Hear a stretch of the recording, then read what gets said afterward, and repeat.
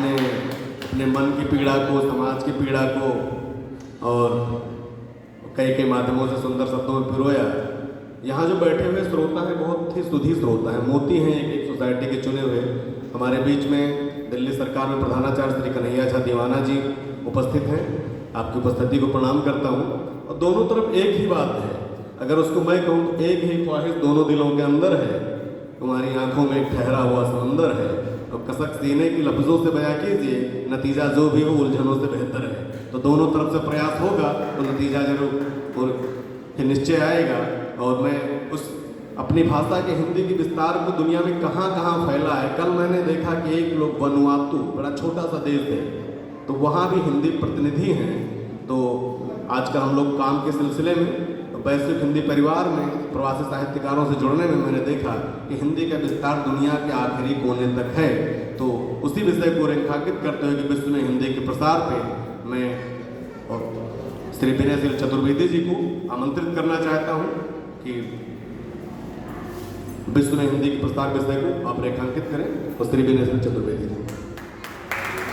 नमस्कार। इन्होंने आपके सामने बराबरी की बात की। पहले तो मंच को प्रणाम करता हूँ, बहुत गौरवशाली मंच है। और मैं दूसरी दृष्टि से देखता हूँ कि दोनों ही पक्ष आए हैं तैयारियों के साथ। दोनों ही पक्ष आए हैं तैयारियों के साथ। हम गर्दनों के साथ हैं, वो आड़ियों के साथ। अगर भाई आपकी ताली नहीं बजेगी तो हमारी आड़ी चलेगी हमारे ऊपर, इसलिए ताली बजाते रहिए। यह जो हिंदी दिवस इसलिए विशेष है कि ये रजत वर्ष है। ये हिंदी दिवस का रजत वर्ष है। और ये बात किसी ने नहीं कही, मैं चाहूँगा आज रजत वर्ष 75 वर्ष हो गए। तो बड़ी जोरदार तालियां बजा देंगे। और मैं क्योंकि प्रवास में, विदेशों में भारत की क्या स्थिति है और अपनी हिंदी की क्या स्थिति है, इस विषय पर मुझे बात रखने के लिए आदेश दिया है मनोज जी ने, तो मैं बात करूंगा हिंदी को लेकर के जो लोग यहाँ से विदेश में गए। पहले लोग, ये बात है सन 1834 से 1920 के बाद, जिनको कहा जाता था गिरमिटिया मजदूर। गिरमिटिया मजदूरों के आगे मैं बात करूंगा।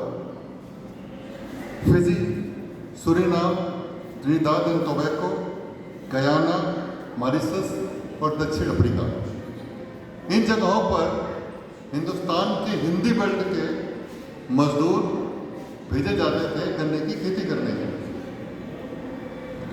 और जो गिरमिटिया शब्द पड़ा, उनका नाम गिरमिटिया रखा गया कि गिरमिटिया शब्द नहीं था, ये एग्रीमेंट शब्द था। एग्रीमेंट शब्द गिरमिटिया बन गया अभ्रंश होते होते। तो वो गए तो एक एग्रीमेंट के तहत कि कुछ वर्ष तक वहाँ पे काम करेंगे और उसके बाद यहाँ पर भेज दिए जाएंगे। 10 से 15 वर्षों का एक कॉन्ट्रैक्ट हुआ करता था।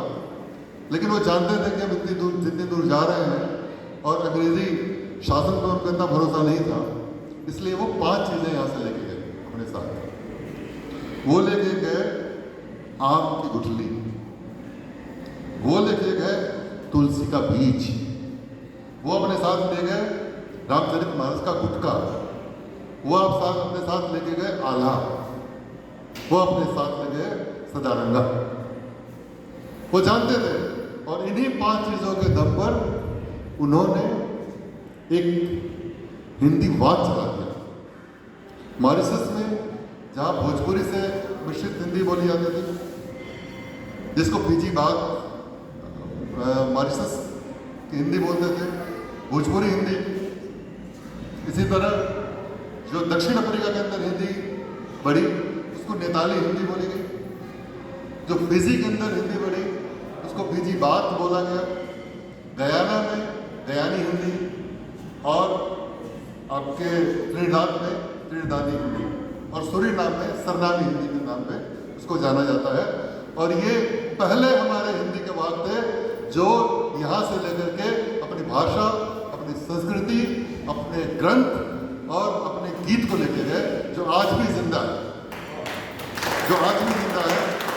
और ये देश है जिस पर आज के हमारी सरकार का सबसे बड़ा फोकस है कि यहाँ से हिंदी मरने ना पाए, जिंदा रहने पाए। दूसरी बात मैं कहना चाहूँगा कि आज भाषा की जहाँ तक बात है, हम एक शब्द बोलते हैं अपने घर में जो हम इस्तेमाल करते हैं, पहले वहीं पर ध्यान दें। हम कहते हैं कि आज मैडम ने कॉपी चेक की और उसमें मुझे फेल कर दिया, फिर मुझे रीचेक कराया मैंने तो मुझे पास कर दिया। इसमें हम हिंदी कितनी बोल रहे हैं? मैडम, फेल, पास, रीचेक, चेक, ये सब हम इंग्लिश बोलते हैं। तो थोड़ा इस पर भी ध्यान देने की जरूरत है और अपनी भाषा पे गर्व करने की जरूरत है। मैं गर्व करने की बात इसलिए कह रहा हूँ क्योंकि विदेश की बात हो रही है। यूएस कम्युनिटी पूरे विश्व में सबसे अधिक बुद्धिमान मानी जाती थी। अभी पीछे 5 साल पहले की बात है, 5 साल पहले का डाटा है कि यूएस कम्युनिटी पूरे विश्व में, यूरोप में सबसे अधिक बुद्धिमान मानी जाती थी। अभी लेटेस्ट डाटा आया है कि भारतीय उससे ज़्यादा बुद्धिमान हो गए हैं, उससे ज़्यादा आगे हो गए हैं। और इसमें क्या है, इसमें केवल यूरोपीय शिक्षा व्यवस्था नहीं है, हमारे यहाँ की शिक्षा व्यवस्था, हमारे घर का संस्कार, हमारे पारिवारिक संस्कार, हमारी संस्कृति, हमारी भाषा, सबका हाथ है।